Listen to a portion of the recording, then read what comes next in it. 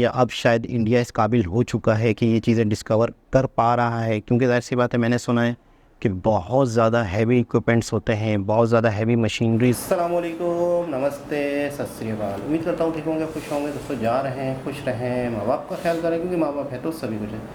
दोस्तों आज की हमारी वीडियो है नी में title exploration by GSI friends are platinum group of elements Ladakh.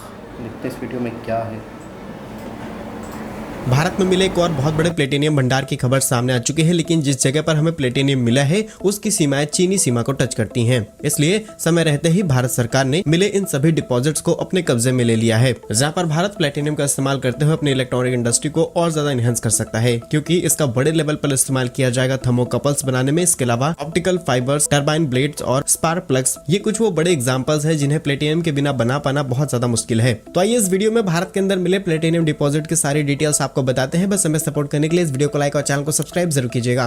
दोस्तों अगर बात की जाए भारत की एनुअल कैपेसिटी के बारे में, तो भारत सिर्फ करीब 130 टन ही प्लेटिनियम प्रोड्यूस कर पाता है, क्योंकि नेचुरली हमारी जमीन के अंदर इसकी मौजूदगी नहीं है। और ग्लोबली भी प्लेटिनियम का प्रोडक्शन बहुत ज्यादा नहीं होता है। एक साल में करीब 190 मेट्रिक टन प्लेटिनियम का प्रोडक्शन किया जाता है। अगर हम भारत की कुछ खास लोकेशंस की बात करें तो तमिलनाडु, ओडिशा, कर्नाटका, ये वो कुछ लोकेशंस हैं जहां पर सबसे ज्यादा प्लेटिनियम पाया जाता है। और ओडिशा में भारत में प्रोड्यूस होने वाले टोटल प्लेटिनियम का करीब 90% हिस्सा मिलता है। और इसी कमी के चलते भारत हर साल UK, Germany, south Africa, United state और इटली से बिलियंस ऑफ डॉलर का प्लेटिनियम इंपोर्ट करा रहा है। जहां पर 19 सितंबर 2023 को आई रिपोर्ट के मुताबिक जियोलॉजिकल सर्वे ऑफ इंडिया ने ये क्लियरिफाई कर दिया है कि भारत के लद्दाख में प्लेटिनियम के कुछ बड़े डिपॉजिट्स मिले हैं। और सिर्फ प्लेटिनियम ही नहीं बल्कि क्रोमाइट और प्लेटिनियम के ग्रुप ऑफ एलिमेंट जिसे PGE कहा भी जाता है। और अगर PGI की बात की जाए तो इसमें 6 मेटल्स को शामिल किया जाता है, जिसमें है platinum, palladium, rhodium, ruthenium, iridium, osmium, ये सभी पाए जाते हैं। इनकी फिजिकल और केमिकल प्रॉपर्टीज आपस में बहुत ज्यादा मैच करती है, इसलिए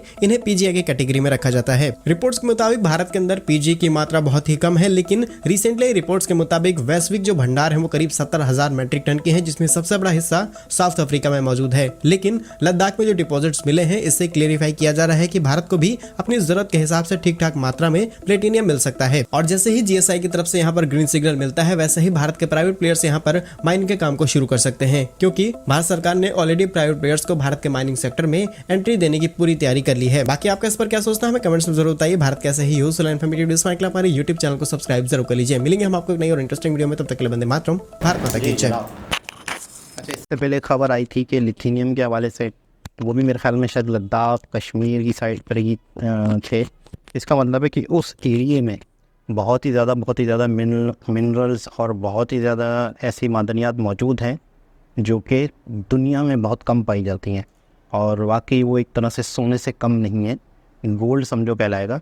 अच्छा, वक्त के साथ साथ ये चीज़ें अब डिस्कवर हो रही हैं, या अब शायद इंडिया इस काबिल हो चुका है कि ये चीज़ें डिस्कवर कर पा रहा है, क्योंकि ज़ाहिर सी बात है मैंने सुना है कि बहुत ज़्यादा हैवी इक्विपमेंट्स होते हैं, बहुत ज़्यादा हैवी मशीनरीज होती हैं, और बहुत ही ज़्यादा रॉ मटेरियल में ये चीज़ें होती हैं। फिर बाकायदा बहुत ज़्यादा पानी की ज़रूरत पड़ती है इन चीज़ों को अलग करने के लिए मिट्टी से। किस तरीके से ये रॉ शक्ल में जब निकलता है किसी भी किस्म की मटेरियल्स, मादनियात, तो वो पानी उसके लिए बहुत ज़्यादा ज़रूरत पड़ती है। और पानी के बाद जाकर वो मशीनरी भी बहुत ज़्यादा ज़रूरत होती है, हैवी मशीनरीज होती हैं।